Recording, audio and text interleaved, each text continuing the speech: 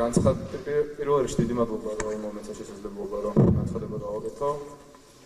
განცხადება მინდა გავაკეთო იმასთან დაკავშირებით, რომ უშუალოდ ჩვენ საქმეზე ჩემი აზრით და ეხლა რასაც ვიტყვი ეს არის მხოლოდ ჩემი აზრი და არა საერთო აზრი.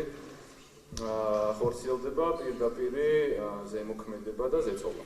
ეხლა რაც გულისხმობ. მე ძალიან დიდი იმედი მაქვს, რომ ჩვენ ყველას გვინდა რომ სამართლებრივ სახელმწიფოში ცხოვრობდეთ. და ვინმეს რამე პასუხისმგებლობა თუ აქვს, უნდა გადაწყვიტოს, ვინმეს რაღაც რამე პასუხისმგებლობა თუ ეკისრება, უნდა გადაწყვიტოს სასამართლო. მე მგონი ამ ყველაფერზე ვთანხმდებით. ეხლა რატო ვიძახი ამ ყველაფერს? დაახლოებით 1 კვირის წინ პრემიერ-მინისტრმა პირდაპირ დაგვადანაშაულა ჩვენ იმაში, რასაც პროკურატურა გვედავება. ანუ პირდაპირ განაცხადა, რომ ჩვენ უკვე დამნაშავეები ვართ. ფეთის და არ გვია უდანაშაულობის პრეზუმცია. წინასწარ მოგვისაჯა და მე დაიწყო ლაპარაკი რაღაც ჰუმანურობაზე.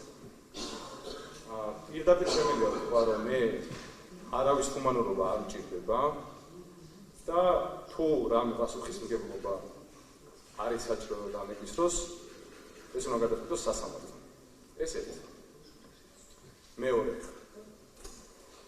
როცა ადამიანს შეუძლია რომ ქალს, პატიმარ ქალს ცილისწამებით და ტყუილით შეეხოს და როცა შეუძლია რომ პატიმრის ოჯახზე ილაპარაკოს ისე როგორც ილაპარაკეს, ეს არის არაკაცობა და მეტი არაფერი. დავამატებ კიდე ერთ რამეს ვიტყვი და დავამთავრებ ძალიან მაგარი. მე აბსოლუტურად ყველაფერზე პასუხისმგებელი ვარ, რასაც ვამბობ და რასაც ვაკეთებ. და არავითარი ჰუმანურობა არ მჭირდება კიდე ერთხელ ვიმეორებ. და კიდე ერთი რამე.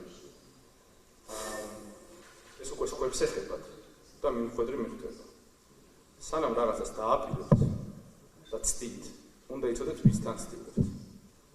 და ვისთან პეტავთ. დიდი მადლობა. შეგიძლიათ გამოვიყენოთ